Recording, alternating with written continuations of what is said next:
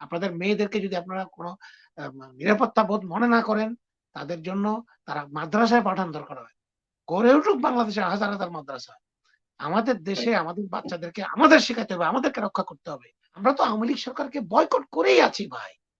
তাদের সব নির্বাচনকে বয়কট করেছি। জনসাধারণকে সাথে নিয়ে তাদের কার্যক্রমকে আমরা প্রতিবাদ করছি, নিন্দা করছি। কিন্তু আমরা বাংলাদেশে যারা বাংলাদেশকে ভালোবাসে, বিশেষ করে বাংলাদেশী মুসলমান যারা আছে, তাদেরকে আমি অনুরোধ করব, আপনারা রাজনীতির ব্যাপারে রাজনীতি করেন, কিন্তু আপনাদের ব্যক্তি জীবনাচার, আমাদের জীবনের যে আমাদের ধর্ম, কর্ম, আমাদের বিশ্বাস, এটার উপর কোনো আঘাত, জিরো টলারেন্স।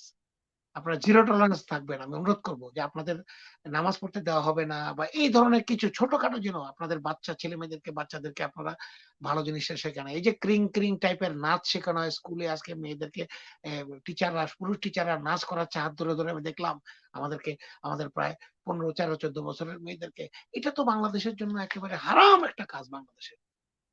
আস্তে আস্তে ওরা এগুলো করেছে গত ১৫ বছর ধরে। কিন্তু আমাদেরকে সময় এসছে এগুলো প্রত্যাখ্যান করার। আমি অনুরোধ করব, আপনাদের মেয়েদেরকে যদি আপনারা কোন নিরাপত্তা বোধ মনে না করেন, তাদের জন্য তারা মাদ্রাসায় পাঠান দরকার হয়। গড়ে উঠুক বাংলাদেশে হাজার, হাজার মাদ্রাসা। আমাদের দেশে আমাদের বাচ্চাদেরকে আমাদের শেখাতে হবে, আমাদেরকে রক্ষা করতে হবে। আমরা না রক্ষা করলে কেউ আমেরিকা, কানাডা এসে রক্ষা করবে না। তারা মুখে, মুখে বলবে। আর ইসলামোফোবিয়া সব জায়গাতে আছে। এটা চলছে ইসরায়েলের তত্ত্বাবধানে, ভারতের মধ্যে যুক্ত হয়েছে এবং আরো কিছু যারা ইসলাম বিরোধী দেশ যুক্ত হয়েছে, তারা এটা করে যাবে, করছে। আমাদেরকে করতে হবে কি? আমাদের ঐক্যবদ্ধ থাকতে হবে মুসলমানদেরকে। বিশেষ করে বাংলাদেশের মুসলমানদেরকে।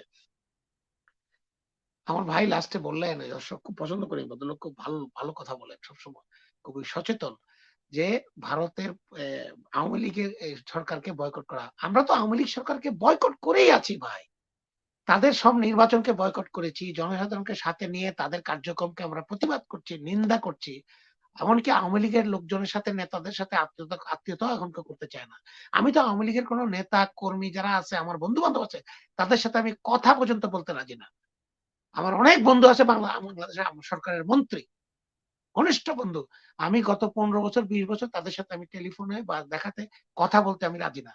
বসা, চা খাওয়া তো দূরের কথা। আপনারা এটা করেন। তাদেরকে একটা ভিন্ন দেশের, একটা ভারতের দালাল একটা জাতি হিসেবে আপনারা প্রমাণ করেন। তাদের সাথে আত্মীয়তা করবেন না, তাদের সাথে বসবেন না, তাদের সাথে ব্যবসা করবেন না। দেখি না কি করে। আপনাকে কি জোর করতে পারবে? আমি বসবো না আপনার সাথে ভাই। আমি যাবো না আপনার বাসায়। আমি দরকার হলে দাওয়াত খাবো না। এই মেন্টালিটি আপনাদের রাখতে হবে। এই চেতনা, এই ইসলামের এই জিনিস, যে যেটা করব এটা সত্যিভাবে করব, দেশকে ভালোবেসে করব, নিজের ঈমান রক্ষা করে করব, দেশ ধর্মকে ভালোবাসবো। এটা আপনারা বজায় রাখেন।